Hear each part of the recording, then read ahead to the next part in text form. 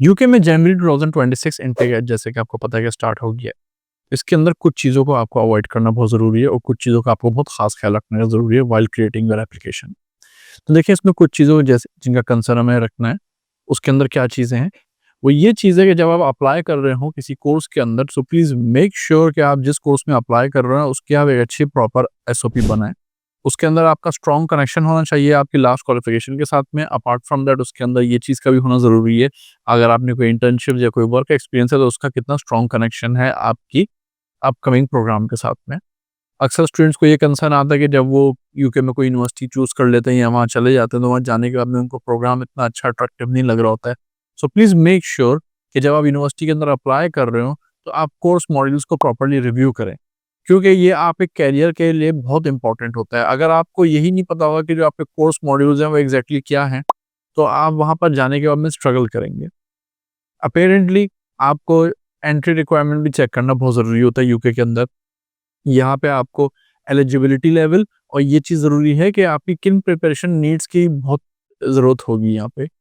फिर most importantly आप most of the students आजकल हम ये चीज़ नोट करते हैं कि जब वो यूनिवर्सिटी सिलेक्शन कर रहे होते हैं तो व्हाइल सिलेक्टिंग द यूनिवर्सिटी वो सिर्फ एचएस रैंकिंग या क्यूएस रैंकिंग को देख रहे होते हैं। वो ये चीज़ देख रहे होते हैं कि कौन सी यूनिवर्सिटी की रैंकिंग अच्छी है। रैंकिंग तो देखना बहुत ज़रूरी है, लेकिन apart from ranking there are other factors as well. जैसे कि जब आप यूनिवर्सिटी के अंदर अप्लाई कर रहे हो तो आप वहाँ पे ये चीज़ को देखें कि अप्लाई करने के टाइम पे यूनिवर्सिटी की रेपुटेशन को देखें और उसके अलावा ये चीज़ देखें कि कितने वाइड कोर्सेज़ वो ऑफ़र कर रही है।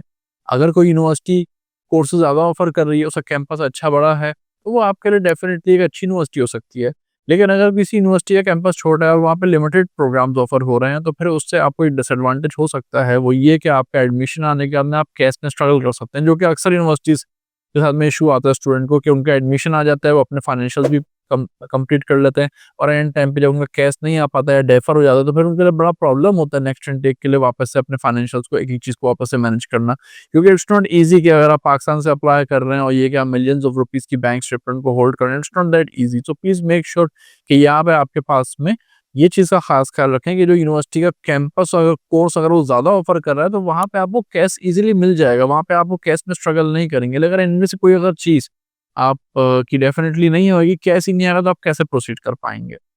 अच्छा, अब यहाँ पे बहुत सारे स्टूडेंट्स का एक ये कंसर्न होता है कि हम यहाँ से जो है 50-60% फीस देने के बाद में रिमेनिंग ट्यूशन फीस जो है वहाँ पर जाने का हमें इंस्टॉलमेंट से पे करें।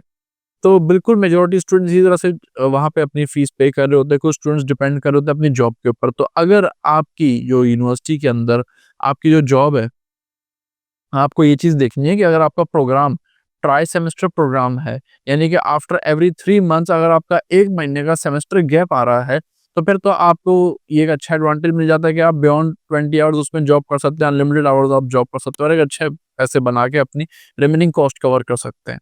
तो फिर आप इस तरह के प्रोग्राम को कंसिडर करें जो कि ट्राई सेमेस्टर प्रोग्राम हो। हर यूनिवर्सिटी में नहीं होता ट्राई सेमेस्टर प्रोग्राम, लेकिन आजकल काफ़ी यूनिवर्सिटीज़ ऑफर करती हैं।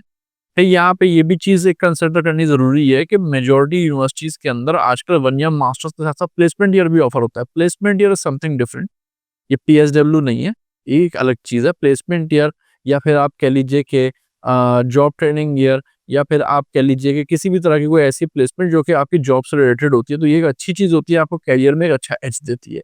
तो कोशिश करें कि इसी तरह की यूनिवर्सिटी में जिसमें आपका 1 ईयर मास्टर्स के बाद में आपको प्लेसमेंट ईयर मिलता है। आजकल काफ़ी सारी यूनिवर्सिटीज़ के अंदर प्लेसमेंट ईयर ऑफर होता है, ईस्ट लंदन के अंदर, उसके अलावा आप कह लें टी साइड में, हर्टफोर्डशायर में, ब्रूनल में और भी प्लेंटी ऑफ अदर यूनिवर्सिटीज़ हैं, डिमॉन्फोर्ड हो गई, नंबर ऑफ यूनिवर्सिटीज़ यहाँ पे प्लेसमेंट ईयर ऑफर होता है। तो do go for such courses जो कि प्लेसमेंट ईयर आपको ऑफर कर रहे हो।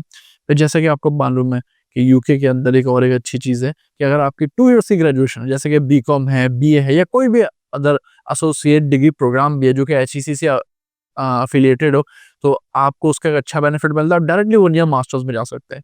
वैसे उसके अलावा आप किसी भी कंट्री में 14 इयर्स ऑफ एजुकेशन के बिहाफ़ पे 1 ईयर मास्टर्स में नहीं जा सकते, लेकिन यूके एक अच्छा ऑप्शन आपको देता है कि यहाँ पे कुछ यूनिवर्सिटीज़ हैं, जिसमें हम डायरेक्टली 1 ईयर मास्टर्स में आ सकते हैं और वो 1 ईयर मास्टर्स के बाद में भी आपको उतने ही टाइम का पीएसडब्ल्यू मिलता है, जो कि 4 ईयर ग्रेजुएट स्टूडेंट को मिल रहा होता है। यहाँ पे कोई डिस्क्रिमिनेशन या कोई बायसनेस नहीं होती, तो इसमें आपको परेशान होने की ज़रूरत नहीं है।